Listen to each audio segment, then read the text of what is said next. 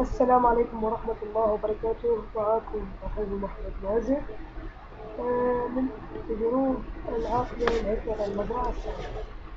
واليوم أنا جايب لكم طريقة لزيادة تزويد 3 دنانير في المزرعة السعيدة بشرط تكون ماخذ 3 دنانير من قبل.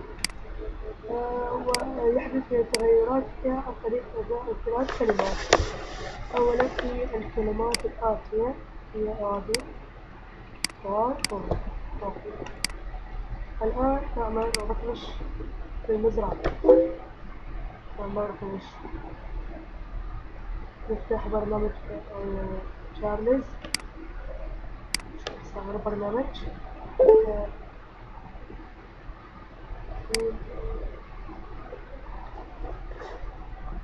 اوكي. نثبت المزرعة مكان محدد. يصل العاد 100 فعل البريك بوينت. هسه راح يتفعل البريك. تجي في الريكوست نروح من هذا الملف رقم 0. نروح على المدونة ونمسح أول وحدة كوبي. نروح على البرنامج مع الانتقال كنترول زي اوكي. بعدين نروح على كلمة تراك. اوكي ها هي. نغير المدونة. هذه هي الكلمة أخرى. أبشرت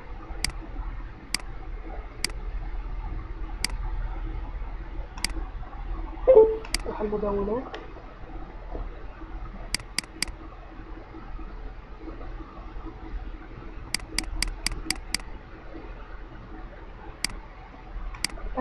راح أجيب الكلمة الثانية وأرجع لكم. رجعت لكم من جديد. ها هي الكلمة الثانية. راح أحط هنا كلمات ثابتة أسفل الفيديو. وهنا بالطبع أتبقى سترينج أحطها 400. أحطها بريك أحط إكس. ناخذ هناك أحط إكس أحط ريبيت.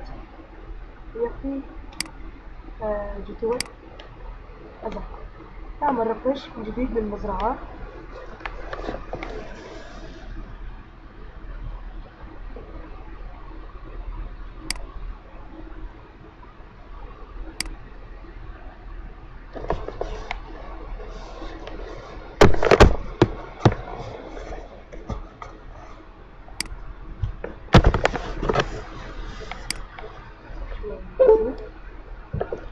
راح أفتح المزرعة بإذن الله ونشوف تزويد الثلاث.